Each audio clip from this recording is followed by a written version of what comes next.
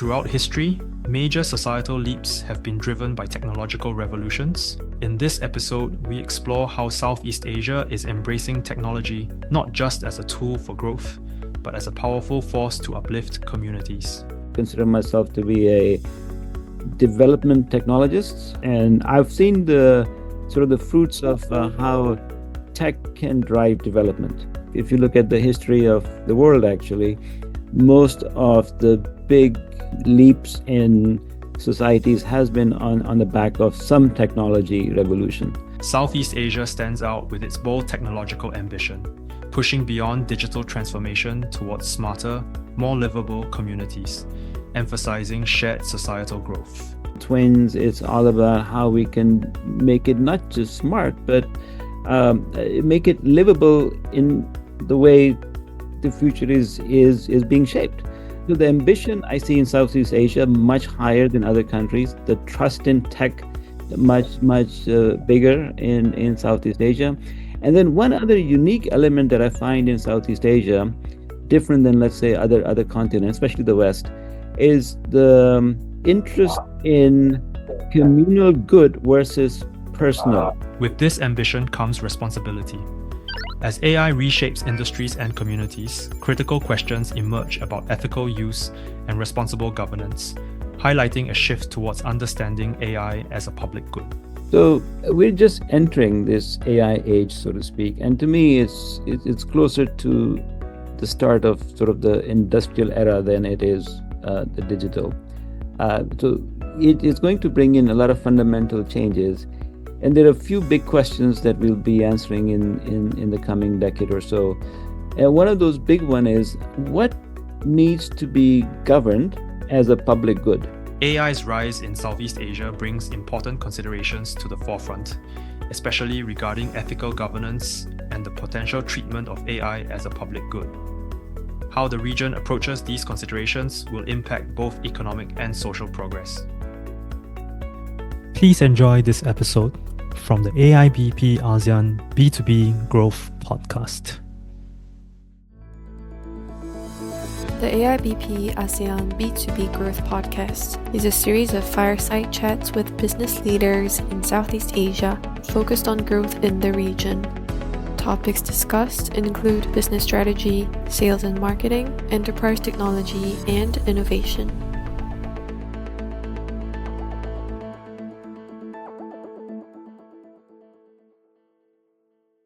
Hello and welcome to the AIBP ASEAN B2B Growth Podcast, where we sit down with individuals responsible for driving growth of their businesses here in Southeast Asia. My name is YY, and today we have with us a very special guest, Mr. Ozzeir Khan, in his very fresh role at the World Bank. Well, Ozzeir, your career has spanned multiple roles at United Nations, global financial institutions, and Asian Development Bank, and now at World Bank. Share with us a little bit more about yourself and how your diverse experience has shaped your perspective on technology in the development across Southeast Asia. Thank you, YY, and very nice to be here with you. A little bit about myself. So my background, I did my college degrees in computer science and sort of global finance. So when I came out of college, I was like, okay, should I do computer science or should I do banking? And I was like scratching my head. And then I had a lot of interest in globalization because that was what was going on at that time in early 90s. Unlike today, what you see, the globalization was the big mantra at that time, and technology was driving a lot of that. So I got involved from the very beginning in this intersection between finance and tech. Initially in private sector, in management consulting, and then moved into United Nations in New York. Most of my career has been in what I call development tech. And I call it development tech rather than tech for good, because here we have specific objectives that we drive. In United Nations, I did a lot of work for peacekeeping operations in Africa, and development operations in some of the low-income countries. And then recently, for the last 7 years, I was with the Asian Development Bank, leading digital, including AI efforts. And now, very fresh, starting global operations in tech for World Bank. So very happy to be here at World Bank. But my experience over the years, primarily, I consider myself to be a development technologist, and I've seen the sort of the fruits of how tech can drive development. If you look at the history of the world, actually, most of the big uh, um, leaps in societies has been on the back of some technology revolution. So it's been great to be part of that, and will continue to do that in my new role here at World Bank. Thank you very much. I see that you have found the perfect balance, right, between finance and technology. And now you are looking into it at a World Bank stage. And you mentioned that when you first started, it was globalization. The landscape has changed quite a bit, but I think development technologists, it's even more important in this current landscape. But if I look at Southeast Asia, right, which sits in a very unique position, how do you think it differs within Southeast Asia compared to perhaps the other regions that you have had experience in? Yes, so I have worked globally in pretty much all continents. And what I find about what I find different about Southeast Asia, especially when it comes to tech, is the ambition. The ambition on digital, the ambition on AI, the ambition on technology, on how it can change. And it's all across Southeast Asia. It's not necessarily just Singapore. A lot of people think that Singapore is the center of all sort of tech. But when you look at Indonesia, Jakarta, you look at Thailand, when you look at even Philippines, the gaming industry in Manila, you see that not only there is interest, but a lot of risk taking and investments in various components that make up some of the major infrastructure reforms in these countries. For example, in Indonesia, if you look at the new capital being developed, the new capital in Indonesia, it's all about digital twins. It's all about how we can make it not just smart, but make it livable in the way the future is being shaped.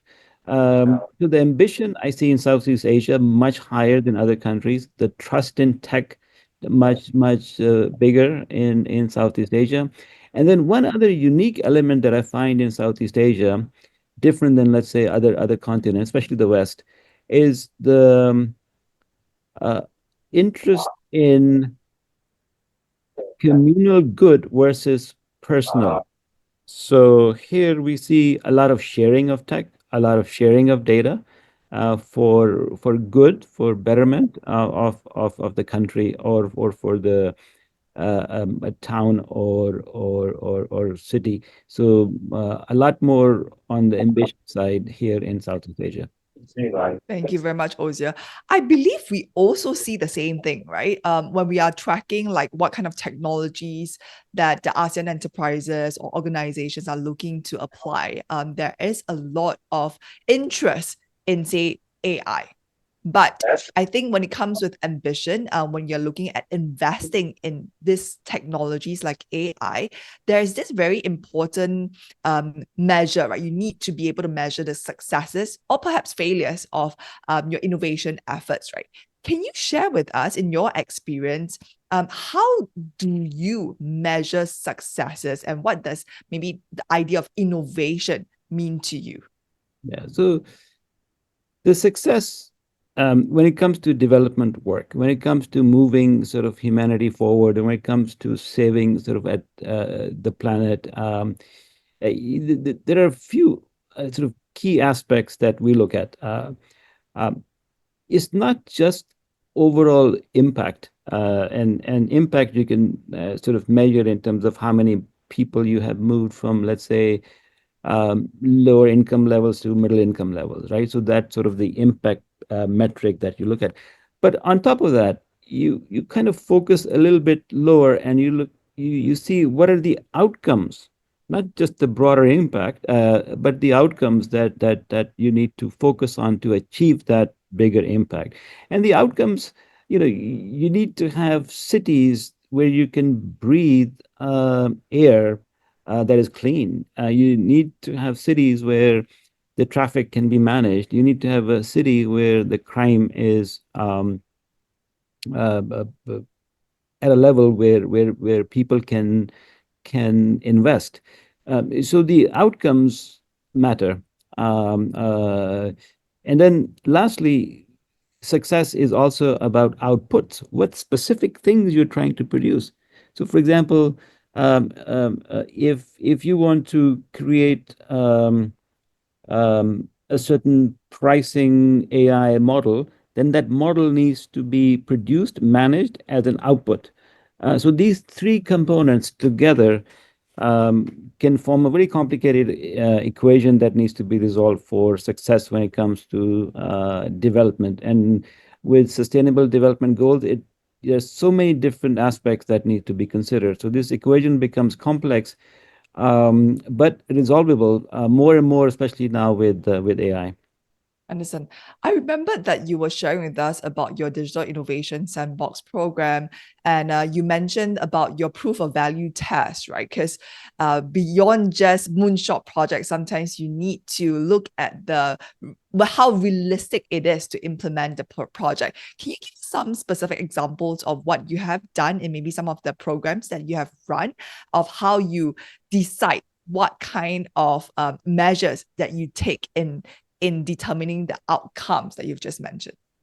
Yes, the sandbox program that we ran at Asian Development Bank and is still in production, it is unlike some of the others in the industries which focus more on experimentation or proof of concepts or understanding a success of a certain technology. It really focuses on actual testing in a real environment with real citizens. For example, in the sandbox, we did a project in Papua New Guinea where in parts of the country, people had no IDs, and they lived in places where there was no internet and no connectivity, and they had no access to banking, so financial inclusion issues, identity problems. But these folks in very far off places did fishing, they had commerce going on, but there was no way to get them into the financial ecosystem to provide loans, to provide other sort of financial instruments for their growth. So how do you resolve this with technology? Of course, this is not something that you can pick up the phone and call a major player and buy something, right? So you have to create something. And the private sector will never focus on where commercial viability is low because there are only 1 million people with this problem. It doesn't scale, so the private sector will not get involved. So sandbox program in development tech becomes very important, where institutions like United Nations or World Bank or development institutions like ADB go in there and create solutions which would be relevant. So the sandbox created a solution which was offline, um, was able to put kiosks in remote areas, and then have a mechanism with the local government to have the sovereign data in the central bank's data center owned by the government, and the trust aspect with the local financial system in terms of banking was developed. But the key there was to not just prove the concept, but to implement that concept in a certain village, a certain town. And that's sort of the key element in terms of sort of testing it out. The way I describe it in some of the other places is it's like almost when you do a drug approval, you have to do human sampling. You have to take it out there before you get national approvals. And the sandbox programs that we run in development sector do go into actual usage in countries. And if I could just highlight one of like the projects that was done in the Sandbox program. I believe one of it was about financial inclusion. And when you look at like how perhaps the smaller MSMEs perhaps do not have, say, financial data or credit rating, you were able to use alternative data. Can you share a little bit more about what happened in those projects? Because I believe now this is a problem in many parts of Southeast Asia. And I really like the fact that, when you face a problem, you look at it from an alternative way in order to address the issue. Yeah, I mean, the small and medium enterprises, and I would even say micro enterprises, where the issue happens. In Philippines, you have these sari-sari stores, which are all over the place. And how do you provide financing to them? A lot of that is supplier-based financing, and based on stocks that they own, or they have to replenish when they are sold. So coming up with solutions which are very local, and data-driven, and where the intelligence piece is brought in. Because what do banks do? Typical banks for large customers, they have humans understanding the financial statements, understanding the business, and giving a loan. So now with AI, we have this natural ability to now have AI do that work.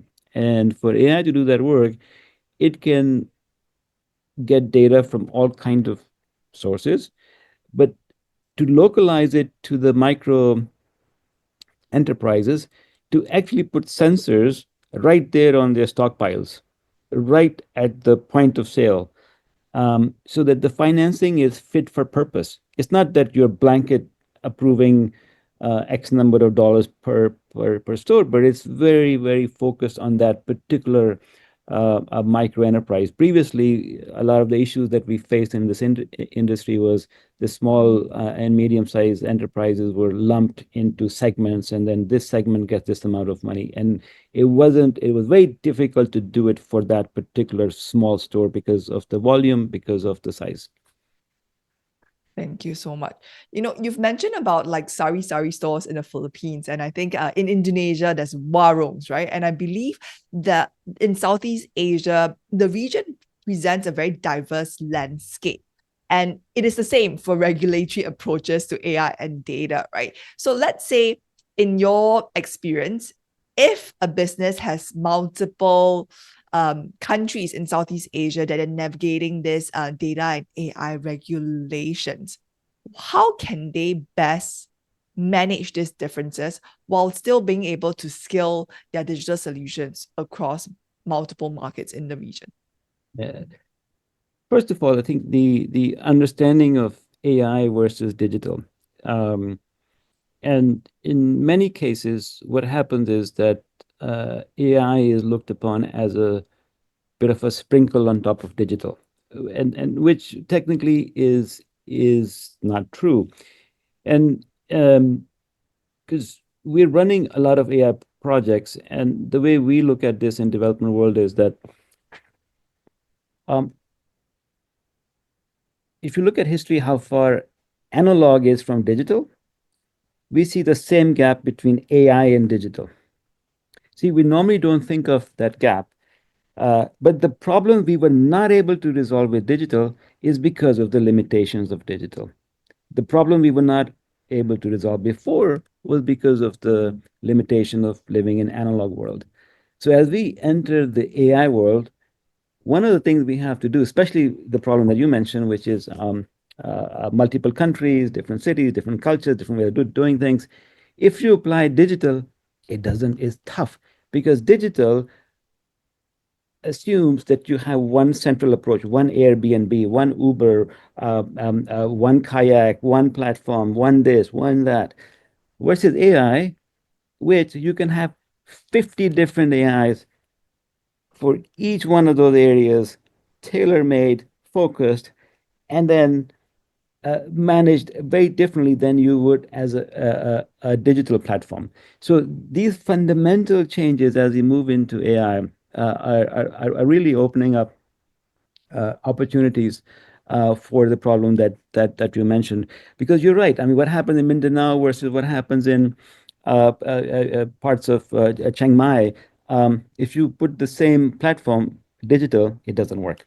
Uh, but the AI model, you can train it with the data from that region, and it's only for that region. And it can be done with the same AI workforce or lab or whatever structure that you have. You can produce them now. So yeah, huge opportunity. So in this case, like what you've described is like AI is infinitely more scalable, right, across the different countries instead of like digital, where perhaps it's a lot more limited by what each country presents. But let's say, the models that the AI models that you've mentioned is scalable, but we still see that the speed of AI adoption across Southeast Asia, it's varied, right? What do you think are some of the factors that are causing the differences in AI adoption? So there are two things here: AI adoption and AI production. So the production side of AI uh, also needs to be scaled for the adoption to happen, um, because they have to be tailor-made for the situations that we just talked about. Um, the approach of having blanket AI solutions and then expecting them to be scaled is tougher. So this issue of production of AI and consumption of AI goes together. Um, so as we move forward, we're seeing a lot of activities now in terms of production of AI, which is tailored to the consumption areas in AI, and especially in Southeast Asia, in different sectors, from transportation sector to energy sector. I was discussing with someone the other day that with AI now you can have a pricing mechanism for electricity which is based on your ability to pay, rather than the whole village being offered the same pricing. So that allows you to have overall more sort of optimization for the utility company, which you can do with an AI platform, you cannot do with a digital platform. But that requires the utility company to invest in AI infrastructure to manage. That is something that I believe the energy companies in Southeast Asia will be very interested in, right? I think when we speak with PLN, that's perhaps one of the areas that they are looking at AI to solve. If we talk about AI and just now the example that you've mentioned, in the ideal scenario, the AI tools in the energy sector will allow perhaps a more equitable distribution of energy.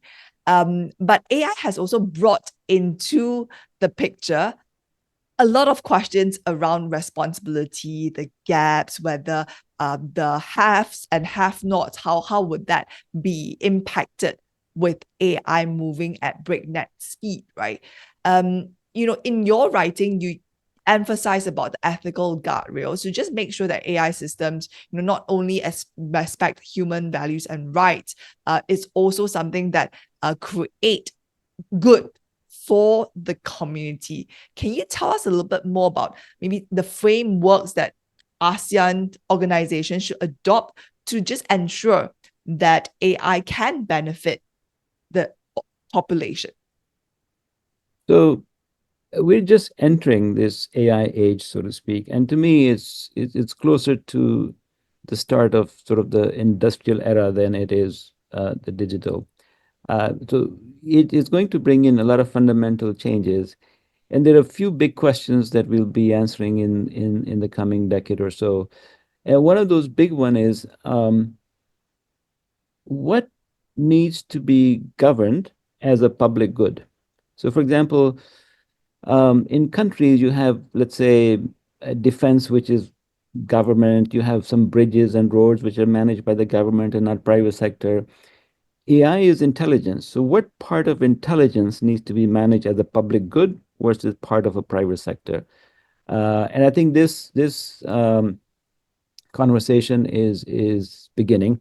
And there would be AI public goods which will be managed more as a public sector activity. And that will bring in some of the big issues that we were discussing. in terms of guardrails. In China, for example, if you look at the data coming from all the automobiles, it goes to the central government. Government then gives that data to all the AI companies to use. Very different than the Western countries on how it's being done with the private sector. So um, the guardrails in terms of what is needed are very well defined in a lot of the frameworks which you see today, from ISO to NIST to others. But the adoption of those requires us to have governance, requires us to understand the difference between public AI versus private AI, and those are not yet clear in terms of governance. And this is why when people have issues, it's not necessarily that we don't know what needs to be transparent, what needs to be fair. It's more about the governance around that, and that's an evolving area. And I'm a firm believer that there are parts of intelligence that needs to be a public good. I like that. I think we were just having this discussion in Thailand at an advisory board meeting where we were discussing whether the government can take up the role of driving more AI for public good as a public good, right? And in furthering the AI adoption within the country itself. So that aligns really nicely. Well, we've talked a lot about the opportunities, we talked about your experience, also the fact that Southeast Asia is a very interesting space for you because you see the nations being more ambitious with technologies like AI. But if you were to leave our audience with one key message about the future of AI in ASEAN, what do you think that would be? The biggest sort of opportunity that we see in AI is applying AI across multiple sectors. And when you do that, there are areas which are shareable between sectors, and we need to figure out how to do that even in private sector.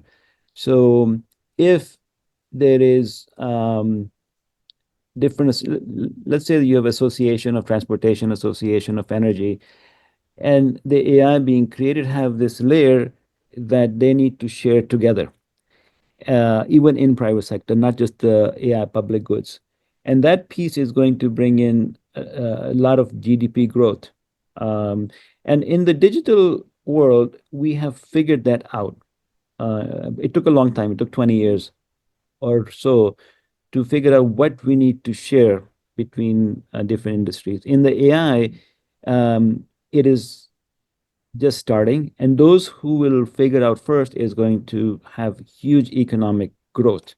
So if you think about what we discussed with energy, if there's development there and that can be shared with the automobile industry, then the sectors together combined are going to grow exponentially faster than alone. So this shareability aspect between the industry requires focus in private sector. And I would highly encourage, especially in ASEAN, where there's so much interest, so much ambition, so much risk taking, so much capital is being put against, that there needs to be a layer which needs to be shared in private sector. Thank you very much, Ozzeir, for your insights. I like that you're advocating for transparency, for sharing. I believe the world, as you first started out saying, globalization was a key trend when you first joined the industry. Perhaps when we talk about AI, globalization and sharing of data will help to drive AI to the next stage of development. Thank you very much, Ozzeir. We will miss you in Southeast Asia, but I believe perhaps you can do even more good in your new role in Washington. And we look forward to having you more often in our discussions in AI in Southeast Asia. Thank you very much, Ozzeir. Thank you. Thank you very much, Ozzeir. It was great. And I really like your context. So perhaps what we can do is, like, in a follow-up, right? We will see whether we can have some more deep dive into some of the areas that you've talked about, right? Because the data governance or AI governance part or data sharing part is something that we are exploring in this part of the world, and it's actually really difficult. So it is difficult, and The success, I think, will come maybe in the public sector first. So, what we were discussing, the AI public goods. You talk about DPGs. AI PGs is the future in my mind. So if we do, get people around the table on AI PGs, which is, I think if you take few years forward, that's going to be a very big word um, um, in public sector. We look forward to it. I was going to say we would want to have you in our conferences in Southeast Asia, but Washington is going to be a much, much longer flight than Philippines. But let me tell you something. Asia is also part of my mandate. So yeah, so I'll be around. Yes, please. And when you have a travel plan to Asia, let us know and we'll try to see whether we can do something that aligns with your travel plans in this part of the world. Yeah, will do. Thank you so much. Thank you very much, Ozzeir. You take care and all the best. See you. Bye-bye. We hope you've enjoyed the episode. For more information about business growth in the ASEAN region, please visit our website at www.aibp.sg.